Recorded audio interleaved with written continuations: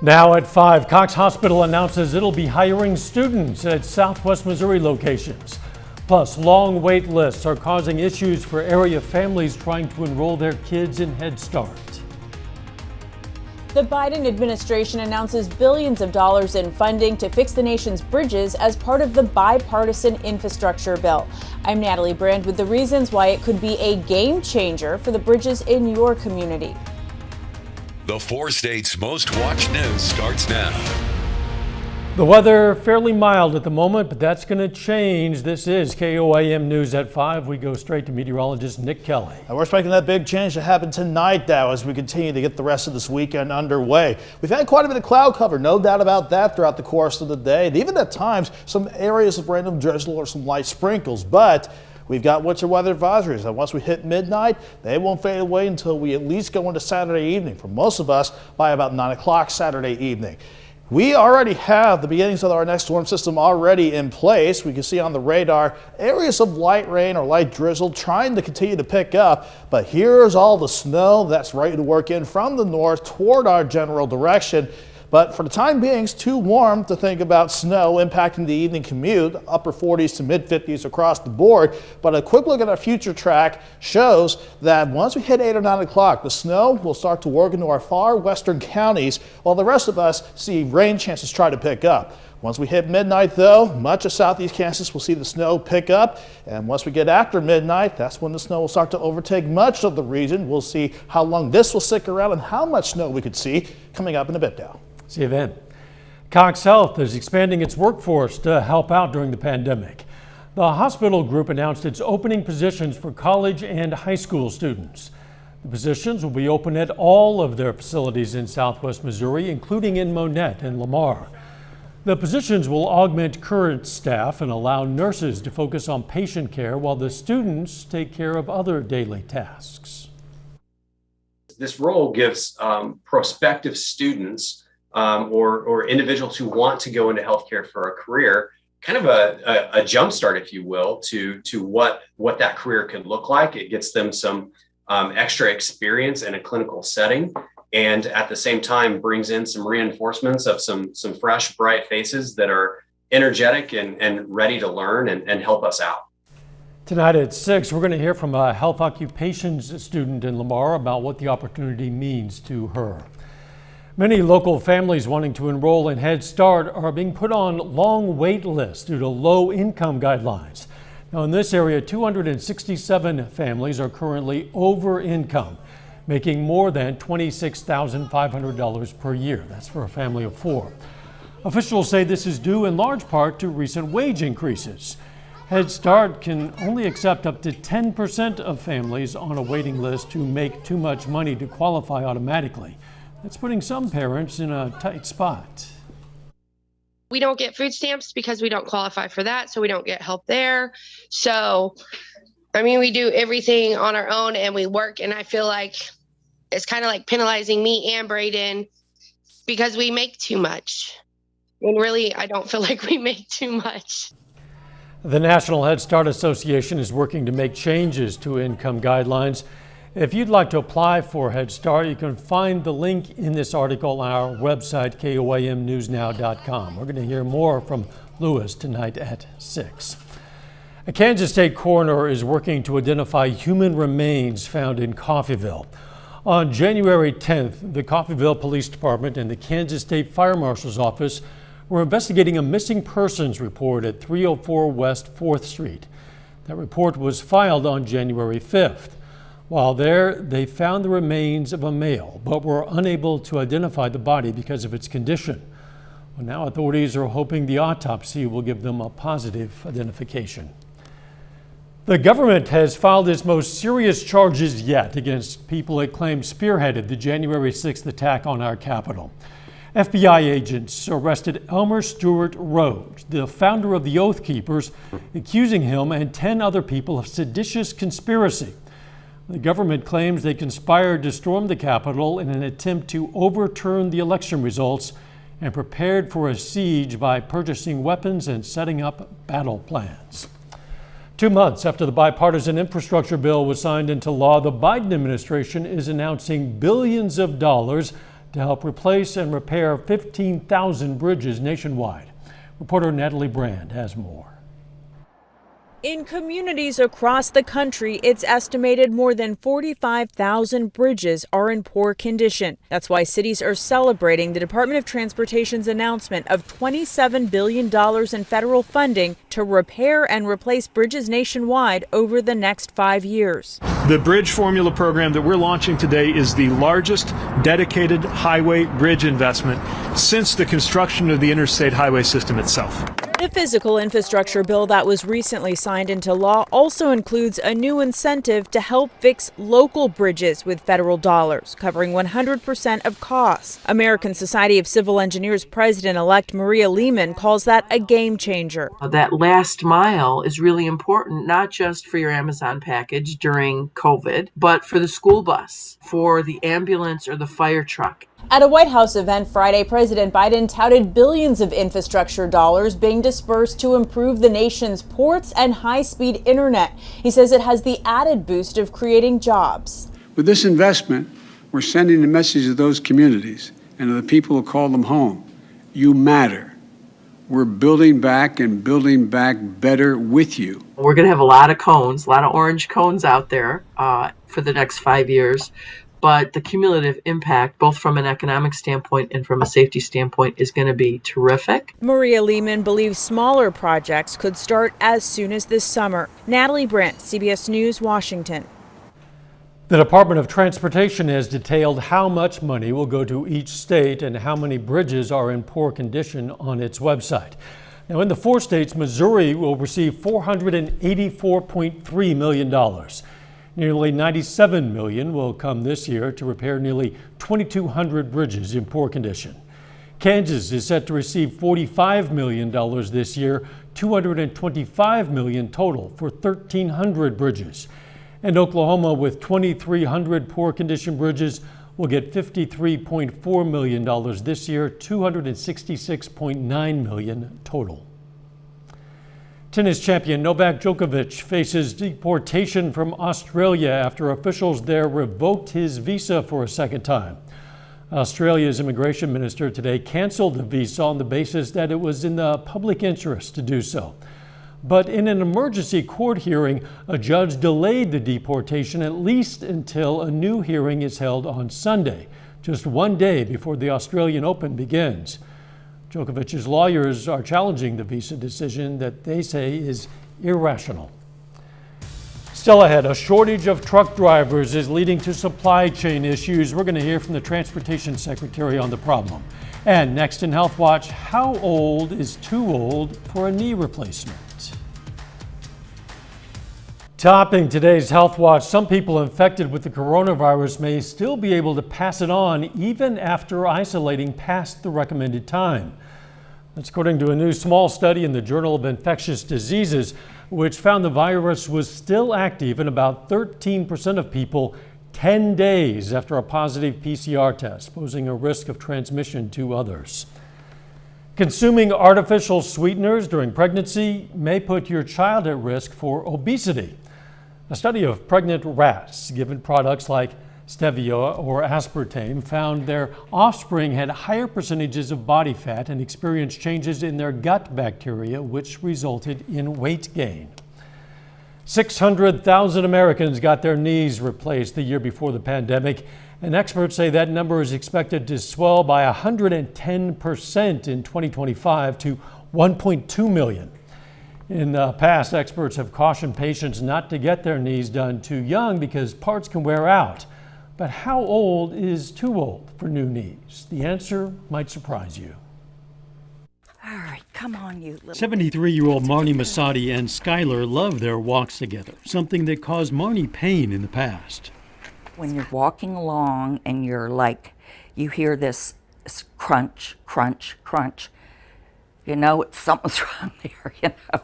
Marnie's cartilage had worn down and her legs began to bow out. Most patients become bow-legged because it's more common for the cartilage to wear out on the inside of the knee than the outside. And I found out... Dr. Ciatola replaced Marnie's right knee 6 years ago, removing the damaged joint and replacing it with an artificial one. For her left knee, last year, the doctor had a new robotic system called Mako. Experts say with Mako and other recent advances, there's more precision, a shorter hospital stay, and less pain. Important for all patients, but especially those at a later stage in life. I've done surgery on a patient that was 100 years old, and I saw him on his 102nd birthday, still enjoying it. Experts also say despite the old conventional wisdom to wait as long as possible, 85% of all replacements now last 20 years or more, making it a viable option for younger patients. Dr. Ciatola says pain, not age, is often the determining factor. Marnie is feeling good and moving better than ever after her knee replacement. It just worked. It worked out perfectly. Doctors also say having a chronic condition like diabetes or heart disease won't exclude you from total joint replacement. You may need to ensure your blood sugar is under control, and your orthopedic surgeon may work with a cardiologist during your surgery and recovery. And that is a look at today's health news. A little bit later, what a new Commerce Department report shows about retail sales to end the year. But first, we may end the day on a quiet note overall for many of you, but going into tomorrow, winter kicks back into gear. Forecast next.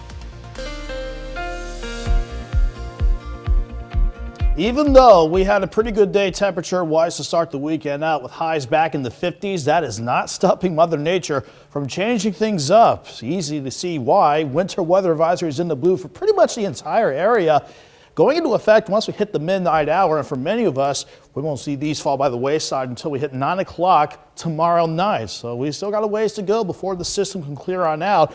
But you can see how the snow continues to work across southern Minnesota, pretty much the entire state of Iowa, but on the backside of the system, we're starting to see more snow build in from Nebraska into central parts of Kansas. Around here, where it's warm enough underneath the cloud cover in some spots, we have seen maybe a few spots of light rain and some light drizzle making its way down. Nothing that we can't handle, of course, but as the temperatures continue to drop, that's going to quickly change things over to snow as we go through the overnight. But again, the past few days, you can't complain about the temperatures. We hit the 60s the other day, back into the mid-30s this morning, and at least mid-50s for this afternoon. And the latest look at things from outside, not only from Indigo Sky Casino and Resort outside of Seneca, Missouri. Cloudy skies, but looking quiet. Same goes for 7th and Rangeline, where we currently sit at 53. An east breeze almost pushing 10 miles per hour. And that humidity, it's starting to climb as that next system works in at 53%. Many of us are in the upper 40s to mid 50s all across the board.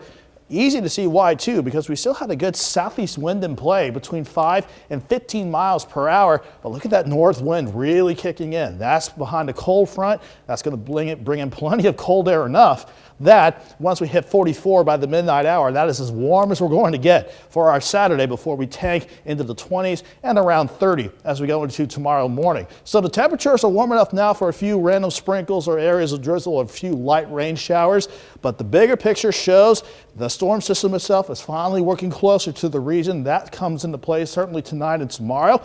And another factor to help with colder temperatures on the way, this upper low coming out of the plains. So let's focus on the next few days and time the storm system out. Everyone's cloudy. A few of you seeing some random sprinkles or random drizzle. But you can see by 9 o'clock, the rain really starts to pick up across a good portion of the area, and even snow beginning to change over in our far western counties. Midnight, much of southeast Kansas, northeast Oklahoma getting in on the snow, while rain really picks up around the Joplin metro. But once we hit 1 to 3 a.m. around the Joplin area, that's when we'll transition over to snow. And easily most of us snow, except for maybe a few occasional bouts of rain trying to mix in once we get Saturday morning underway and continuing throughout the course of the day. Now, as far as temperatures go, 30 by 6 a.m., 34 by noon. Temperatures around 33, so we don't warm up very much, but at least we can get the last of the snow chances out of here by tomorrow night after 5 or 6 o'clock. Kind of messy, this snow total map, but a dusting to an inch in our far western counties. Then we got a thin band of 1 to 2 inches between Pittsburgh and Independence. The heart of the area will pick up in general 2 to 4 inches before we see the amounts taper off a little bit once you work closer to Springfield. So we have accumulating snow on the way, but it's going to be wet snow. Not expecting any big issues on the roads, but still something we want to keep an eye out for. if we're going to be on the road for the next day. 34 tomorrow with the alert day with the incoming snow. 37 Sunday, drying out. 40s and 50s Monday and Tuesday. Then we'll see if a few more showers can come our way Wednesday now. Certainly people need to at least be aware and be careful. Absolutely. Thanks, Nick. Coming up, how the Biden administration is working to solve a truck driver shortage. First, though, we honor a local veteran. James Kirkpatrick served in the U.S. Army from 1942 to 45. The Longton, Kansas native was stationed in Europe, and we salute Sergeant James Kirkpatrick, a four-state hero. Topping today's Consumer Watch, holiday shoppers curbed their spending at the end of the year. According to the Commerce Department, retail sales fell 1.9% in December. That was worse than analysts expected. The drop came as consumers dealt with higher inflation and the spread of the Omicron variant nationwide. A truck driver shortage is leading to late deliveries and supply shortages. The American Trucking Association says the U.S. needs another 80,000 truckers. Reporter Errol Barnett spoke with Transportation Secretary Pete Buttigieg, who says solving the problem is a top priority. Empty store shelves signal a supply chain in crisis, exacerbated by a shortage of truck drivers. What is your reaction to seeing grocery store shelves bare? Were you shocked by that? Oh, well, I'm very concerned about this, and it reflects the fact that as long as we go through phase after phase of this pandemic, we're seeing disruptions in supply. Transportation Secretary Pete Buttigieg spoke to CBS News as his agency announces new efforts to bolster the number of truckers as part of the Biden administration's pledge to fix the supply chain. Announcing Thursday more than $32 million for states to improve the commercial driver's licensing process, over 100 companies committing to expand trucking apprenticeship programs, and a task force to investigate predatory truck leasing. We've got to recruit more people into the job, and we've got to keep them there. Drivers have been fleeing in droves, with yearly turnover hitting 90% in parts of the trucking industry. And if the wheels aren't rolling, these guys aren't making any money. Mickey Weaver's company connects trucking applicants with employers. Not only are there too few job seekers, he says, once they see how much time in the truck is unpaid, many quit. I had seen a guy just this morning. He'd been sitting there for 3 to 4 hours, just sitting there, just waiting to get his truck loaded, and he's not making any money. We need to look at these compensation issues if we really want to solve long-term challenges in trucking in the U.S. Now, the administration's new effort includes 2 studies of detention time. That's the label for when drivers are on the job but not being paid, when they're at the weigh station or perhaps sleeping on the road overnight. And that pay by the mile platform essentially encourages drivers to move extra long distances, sometimes to the point of exhaustion. Errol Barnett, CBS News, Washington. The federal government is enrolling the help of teenagers to help with the supply chain backlog. It's moving forward with a program to allow 18 to 20-year-old truckers to drive outside their home states. Currently, you must be 21 years old. Some safety advocates are concerned that younger drivers get in more crashes than older ones. After 72 years, the FDA is deregulating a once popular salad dressing. French dressing is no longer required to have at least 35% vegetable oil. The FDA is revoking a standard set back in 1950 that critics claimed was limiting innovation in the food service industry. A final check of the forecast next.